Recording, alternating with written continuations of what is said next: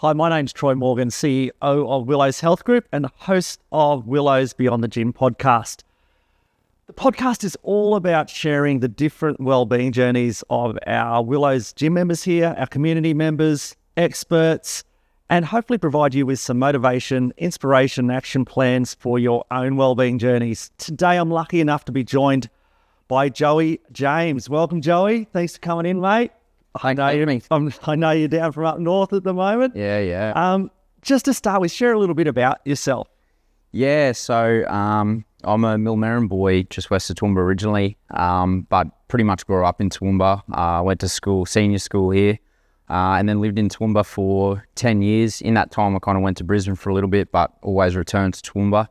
My wife and I have just moved up north to Atherton, so I'm a teacher by trade. So a really good opportunity came up mid last year, and we decided to make the move. And yeah, it's turned out really well for us. So we're probably going to spend another 12 months up there, and then come back to Toowoomba in 2026. So a bit different up north to Millmerran and Toowoomba. Very different. So it's a bit more tropical, a lot more nature, a lot more probably running opportunities. Just because, as much as I love the Toowoomba Hills, it's a bit nicer to be on flat country. It's a lot hotter. Yeah. So, it's a little bit different, but we've loved the difference from Toowoomba, and I think it's just one of those opportunities to try something new, and it's been really good. That's awesome. We're going to delve in a few different areas with you, Joey, because there's a lot of areas of your whole journey that really interest me. First of all, teaching. What inspired you to get into teaching? So originally I was in the human services area. Worked for Lifeline Darling Downs for quite a long time. I was involved with PCYC before that, working with kind of disengaged youth and their families. So, and then I transitioned into more of the Indigenous space, so supporting some of our local Indigenous families to re-engage with school. And then I did that for about 5 years, and I just decided that I probably wanted to help a wider group of young people in a more mainstream environment. So I thought teaching is the perfect place to do that. So I went back to uni. I loved the uni for the teaching, and yeah, I've taught now for 4 years. So I've loved every bit of teaching. It's a great journey, and I guess in both those roles, wellbeing would play a massive part in engaging the students. What sort of challenges do you find, particularly with the youth? Yeah, I think wellbeing is probably a key aspect to success for our young people, and I think some current barriers in society are around wellbeing with our young people, and it's probably why they're not sometimes succeeding as well as they can be. A lot of our young people have a lot of complexities in their home lives, and then that kind of flows into the school environment, and I often think school is probably just a reflection of society in general. So as we kind of come into more complications as adults, and as we kind of struggle to find our way in the world, I think it flows down to our young people. I think technology has had a huge impact. Social media, it's made all the probably things that we experienced when we went through school. So some of those things like bullying and, self-esteem and all those kind of things, it's probably heightened some of those aspects for our young people because they never really get a reprieve from it. So you go home and you're still connected to other people, and you're still exposed to some of that content that may not be so positive. In saying that, I think technology can do a lot of really positive things, and we do see a lot of really positive things for young people, but it's just probably giving them the tools to manage that and making sure they've got the resilience to navigate some of that effectively. Some really interesting points you bring up there, and in previous discussions on the podcast, that resilience word comes up a lot, and also the framework and the tools for our young people. Yeah.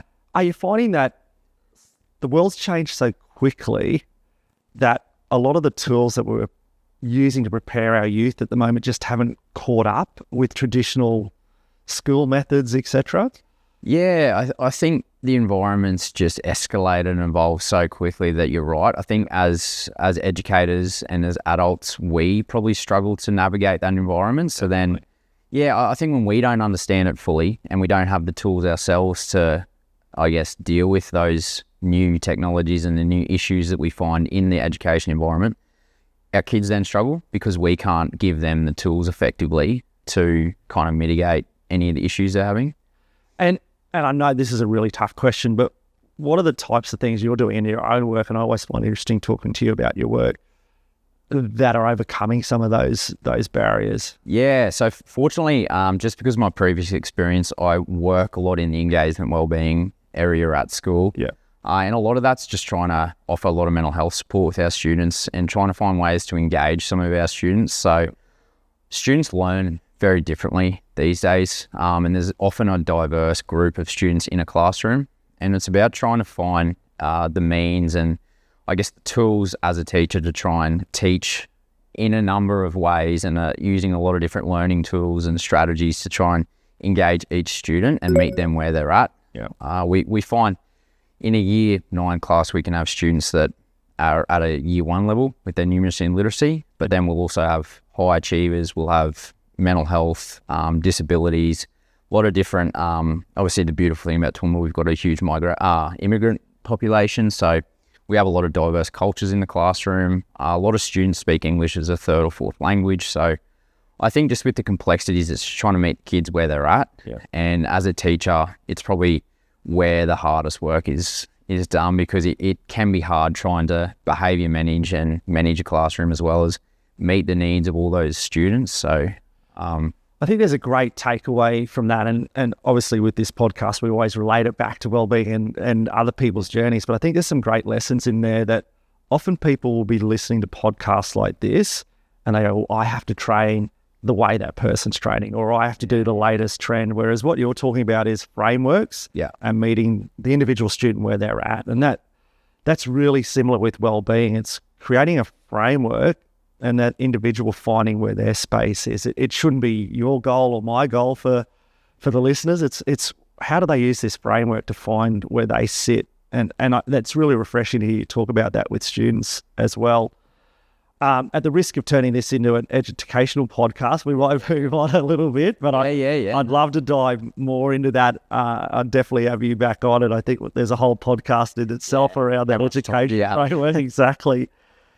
Mate, you've had an interesting journey yourself, and if you don't mind sharing, you've had some significant health challenges. If you wouldn't mind sharing some of those and the journey you've had with that as well. Yeah, of course. So I was diagnosed with a chronic leukemia. So it's LGL leukemia, which is large granular lymphocytic. So it's quite rare in your older age brackets over 60. It's like extremely rare for young people. So I was diagnosed with that in 2016 on the 23rd of December, so right before Christmas, as a lot of significant things seem to happen, like on that Christmas break. So that was 8 years ago now. So I was 22 when I got diagnosed. And initially, as part of the treatment was, because it was chronic, there was no real point doing a really strong kind of chemotherapy routine, because I would get all kind of the negative effects of that without anything really happening with my cancer. So the decision was made to just basically, for the long term, stay on like an oral chemotherapy drug. So we trialled a few. Some reacted really poorly with my physical health or my mental health, or it was just it's touch and trial area, because I was a bit of an anomaly with how the medication would sit, being so young and being such a rare leukemia itself. So eventually I ended up on a drug that I've been on now for 7 years, and it's just orally taken morning and night. And essentially, because I've been on it for so long now, I don't really feel a lot of the symptoms from that anymore. So I guess it's like anyone with a chronic illness, is it just becomes so much part of your life. You don't really think about it too much, I guess. It just... What a shock at 22, and also to be diagnosed with a disease that's normally associated with the elderly. Yeah. What changes did you have to make in your life around that? Yeah, so I think initially it didn't really bother me like right at the start, because in my head I thought, like, I'm pretty young and fit. I think if I have to go through the process of chemo, I had a really positive kind of belief that I'd get through that and I'd get into remission. And then when I was told it was chronic, it kind of that was a big mind shift, because it was kind of in my head, I'm thinking, well, how long is chronic and how long will this go for? And what does, 10 years down the track look like, and with family and having kids? So I think probably the biggest thing for me was a health shift. I mean, it's had a lot of positive effects on my life and how I probably approach my life, how I eat and how I train and my fitness. And I think even my outlook on life, I think, you develop a a certain outlook on life as you progress through life and you realise how precious life is. But I think just having something so significant happening to me really shifts your mindset. And I think, you got to try to take it in your stride, or it only affects you essentially, I think, if you don't. So, yeah. I've always found your positive outlook very inspirational, and we'll delve into the health changes and a little bit deeper. Yeah. But with a diagnosis like that, having been through a tumour episode myself, the impact on those around you is pretty significant too. How did your family take it, friends, etc., and what sort of support mechanisms did you have? Yeah, so to be honest, it's probably one of the hardest things it's been for me is the people around you and how it affects them, because I think in life we try to control certain aspects of our life, and for my family and friends, this was something they couldn't control. So I think for my close family, obviously it was pretty significant, and we didn't really have much of a history of cancer in my family.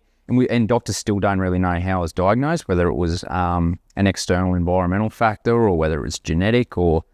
so obviously a massive impact on them. I think over time, like me, it's just become so much part of life, and they always probably know that I'm looking after myself and that. And then my friends group were just phenomenal. Like I've got a really, really good, tight, close group of friends and wider friends, that I don't see all the time, that really just came to bat for me. The curveball was established in 2017, which was right after I got diagnosed by some of my best friends, and the support I get from them even now is phenomenal. I think if anything, it brought everyone a bit closer together, and it's amazing when you look at well-being. We often just think about the physical impact, but those other pillars of social, emotional, they just have such a big influence on our overall well-being. And to have those social connections is really, really important. I'm sure you see that at school as well. Oh, definitely. I think, and in a society where sometimes we're probably lacking that really good social support and that face-to-face support, I think social is a really key aspect in well-being in general. And it's one that's often overlooked, and I think particularly with the mental health is having a massive impact because of how much isolation's happening in society at the moment. Yeah, definitely. We are going to go to the physical side. So you're diagnosed, you go through your treatment, and then you move into marathon running. Yeah. Tell us a little bit about that. Yeah, so I always loved fitness, even from, I can remember, running at mum and dad's when I was 9 or 10, up and down the road kind of thing. And that progressed in my teenage years. I used to love going to the gym and things like that. And then when I first left school, I probably moved away from fitness a little bit for the first couple of years, and then the diagnosis happened and I kind of jumped straight back into it. So initially, because of the medication I was on, there was quite a strain on a lot of my joints and ligaments and things. So they actually pretty much said no exercise or gym, particularly running. So eventually I got back into the gym after a few months, and I just found that my body was coping with it really well. So I kind of went full back into the gym. And really got into like that real functional fitness, a lot of CrossFit kind of stuff. And then after about 3 years, just kept testing the running out. And eventually I found that although I'd get a little bit of knee soreness, I was pretty good. So then, decided to try the halfer at Noosa in 2022. Yep. Which went really well. Like I love the running, not so much the physical side, but the mental side and the feeling it brings. And then the following year I did the marathon, which was last year at Noosa. Didn't run the time I wanted, but probably didn't prepare like I should have as well. So kind of shifted my mindset to, I'll do the Cairns 50 in April this year, but I'm actually training for it properly now. And I've got a coach on board who's been amazing just with my training plan and how that's structured. So there's a couple of points I want to dive into there. Every podcast seems to come back to mental health at the moment, but you say it's not so much the running, but the impact it has on your mental health. Share a little about that.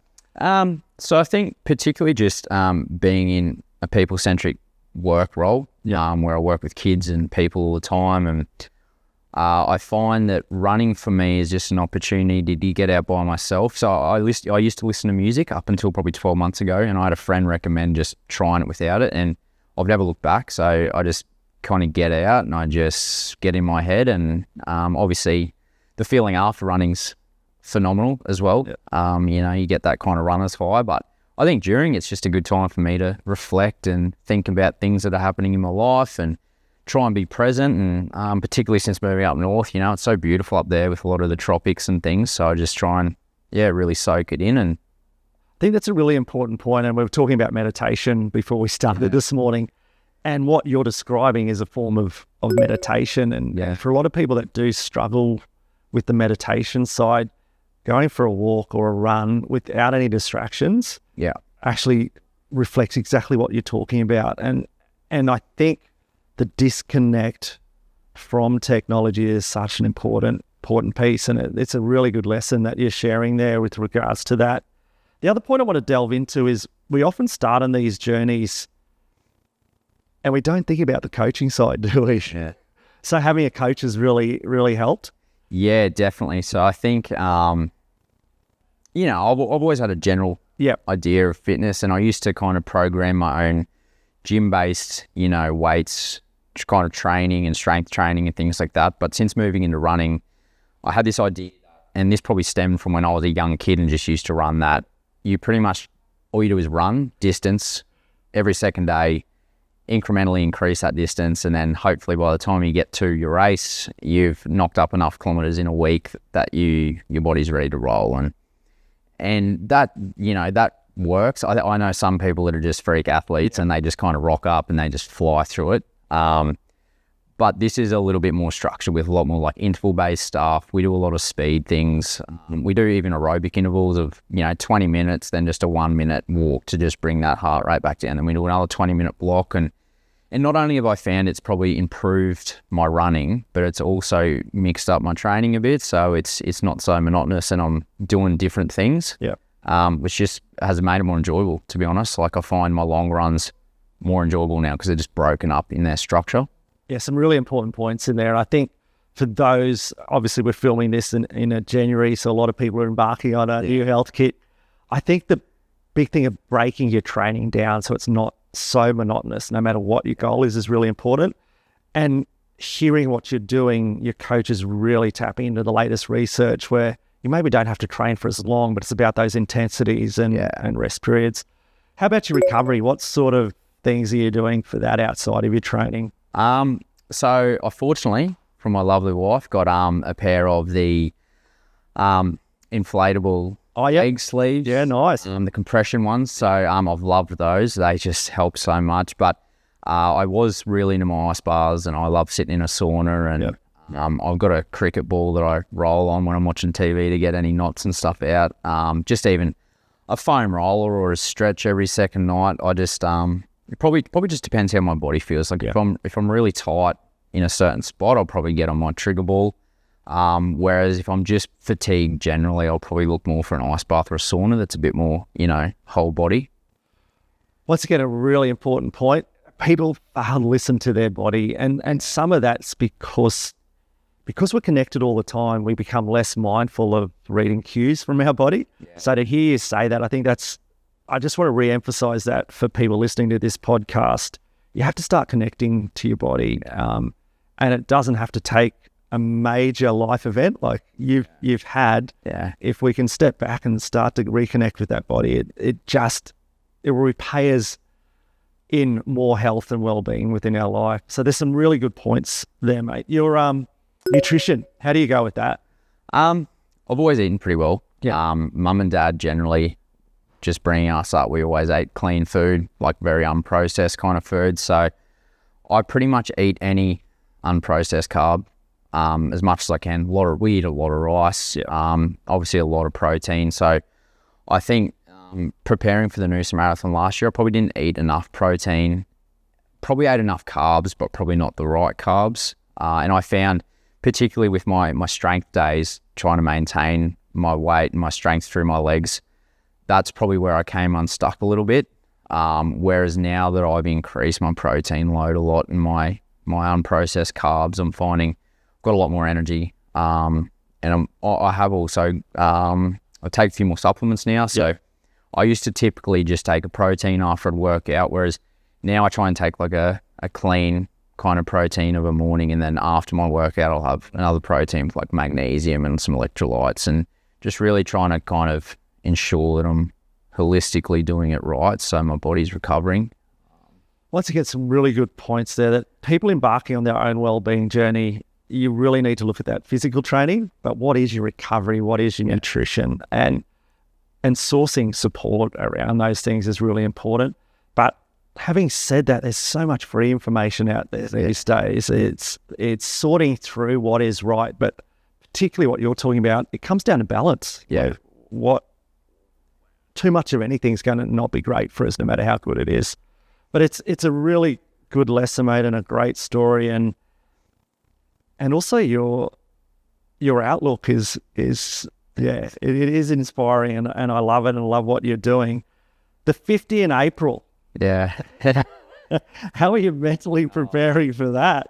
I officially put it in my phone 2 days ago. Saying 12 weeks away. Yeah. So I think I think the longer I train, and I mean I'm still working out, I don't have it right. And I think the more I train, the more I figure out how I work and what's best for me. But mentally I'm in the mindset of I'll run it regardless of probably how I'm feeling or how my training's worked up to that, and I just kind of put my trust in my coach that as long as I'm ticking the kilometres over and doing the weights and, you know, maintaining my nutrition exactly kind of as my plan suggests, then hopefully by the time I get to the Cairns 50, I'll be feeling really good. So it's a pretty hot race. It is flat, which is really good. But yeah, Cairns in April is already getting pretty warm. So hopefully won't be running at midday still. So. We can't wait to see how you go, mate. I think, Joe, you live what our definition of well-being is for the podcast, where it's an active process of becoming more aware of and making choices towards your more successful existence. And I love what you're talking about, where it's very much a journey. We're all going to make mistakes with our well-being, no matter how well-informed we are. It's understanding what impact those choices are having on us, and then is this serving me or is it taking away from where I want to be? So it's a great message that you're giving, and this would be a podcast for people to look back on, and when they make those mistakes, to go, it's okay to make those mistakes. It is a journey, and it's a lifestyle. It's not a New Year's resolution or a challenge or whatever it may be. So yeah, it's a really great message, mate. Next venture though as well, brand new apparel brand. Yeah. Tell us a little bit about Wippet. Yeah, so I just like to keep busy. So I thought while I'm teaching, so I'm actually a business teacher, and I've got an undergrad in business, and I've always been interested in business and particularly entrepreneurship. So I've always had a list in my notes about job opportunities and innovations or inventions I thought I could tap into, and they never seemed to be feasible. I'd always kind of look at the market, and then during the Noosa Marathon, comments were made about how it's really hard to find your friends and family while they run. And because, I mean, if you've got 2,000 people doing just the marathon, that's not with the half and things. Generally, everyone's wearing like a black, white, grey, quite just a block colour tone. Yeah. And it can be really hard to find friends and family. And for me, like we've discussed, you know, running was all about the happiness it brings and the well-being as opposed to so much the physical. And I just thought, it's probably not a brand out there that just represents the happiness of running and, you know, the joy that I think it brings to thousands of people. And Wippet was born. So we started with a few sketches of some shirts and things, and it just kind of progressed. And so, yeah, we officially launched in December last year. So I think as of tomorrow, it'll be officially a month since we launched. And we got the hats and socks on market now, and then we launch our shirts and a new cap design in February. So, yeah. And if anyone wants to order some of the socks or the hats at the moment, where do we go? Sure. Wippet.com.au. Awesome. Without the H. Wippet without the H. Wippet without the H. Yeah. And it's going to be great to follow your journey with that, mate. What the biggest thing I loved what you spoke about then about the brand, the happiness and joy of running, and that really sums you up, and it sums up the journey that you're on with your well-being, but also your new brand, mate. You're a inspiration. Great to have a chat. We definitely need to catch up for another one. Yeah. Maybe after the 50 in April, and also to check in on how Wippet's going, mate. But thanks so much for coming in today. Thanks for having me, man. Always a pleasure to chat to you. It's been awesome. Thanks so much, Joey. Thank you guys for listening, and make sure you have a look in the podcast notes for all the takeaways from today's podcast, and also where you can get some of the great product from Wippet. Thanks for having us.